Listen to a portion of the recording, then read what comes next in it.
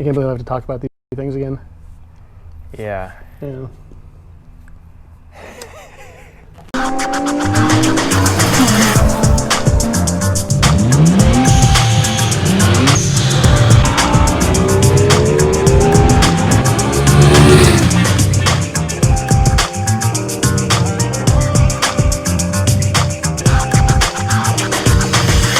Today we're going to tell you guys about the literally worst springs I've ever bought in my life. I'm sorry, I'll try to get him to like put a black square so you can't see them. They were so bad. These Manzo springs are for a G37 all-wheel drive sedan. Well, supposedly, I mean... Supposedly. We don't really know. To be completely honest, like they definitely didn't function like they were made for the car.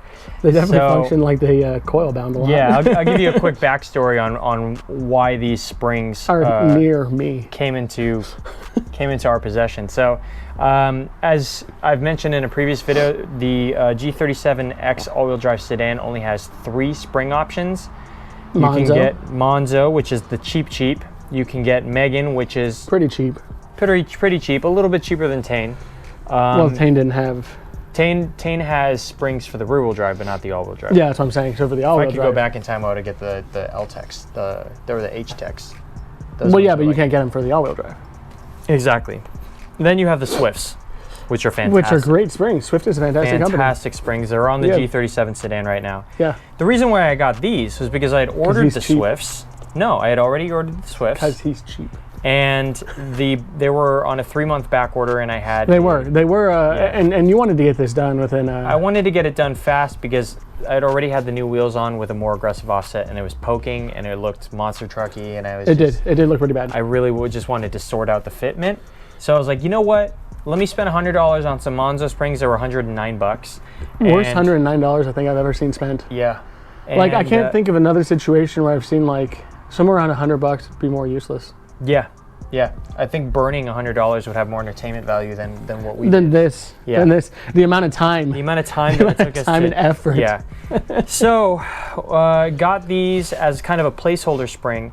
But what was really dumb about it was we started with the front spring install, and the coils didn't even line up with the perch at the upper end of the assembly. Yeah, properly. that is true. And we were stuck on that on the assembly part for like a good 6 hours. Well, you know, and the funny thing about it is... almost like didn't get the car rolling that day. Yeah, the funny part about it is, like, I remember the shock tube didn't actually have enough length either necessarily. Right. Yeah. It was a whole... I've replaced springs on stuff a ton. This has never been... Yeah, it just didn't fit right. And then once we got it on the ground, we shined a light under, and you could literally see the coils on the top. These fake progressive rate coils up here. Yeah. They were just straight binding. Just completely binding. They were just sitting on each other. Yeah, 100%. And then he drove it home like that. I drove it home like that, and every little... I'm talking like potholes are one thing. You can... But like cat's eyes, reflective. I'm talking I'm talking little undulations. I would be slamming the suspension. He called me when he made it back. He was just like, dude, these got to go. Yeah, we can't keep these. Yeah, they had to come off the car. It was so bad that I literally drove to a shop the next day because there was no way I was going to go through that spring install again. That wasn't big pain. I drove to a shop the next day and paid a guy to put the stock springs back on, which fortunately I had in the car. Yeah. But like it was literally the biggest waste. It took us 12 hours to do the front springs. Just some dumb amount of time, and it's just, they're just trash. They're just bad. They're garbage, and they ride like crap, and they're just not even worth the money. And you know, you could literally just set $109 on fire, and it would be a better use of the money. It literally would be a better use of the money. Yeah, than buying this. Yeah. So word to the wise: don't buy them. Don't buy them. Don't spend the $109. Even the sticker was poor quality. Yeah, it's actually sitting up on my box here because I got bored, and like it's barely. It's it's like the type of sticker that's printed on paper. Like weirdly, you know what I mean? It's interesting because I'd been out of cars for a little while when I started modifying the G37 sedan, and Manzo was a company that I hadn't heard of.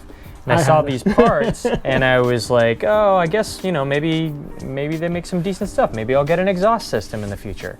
After these, I will never ever touch. You know, it's actually really popular in the Miata community to get the Manzo exhaust, and I'm just kind of like, nah, I'm good. I don't want any of that stuff. Yeah.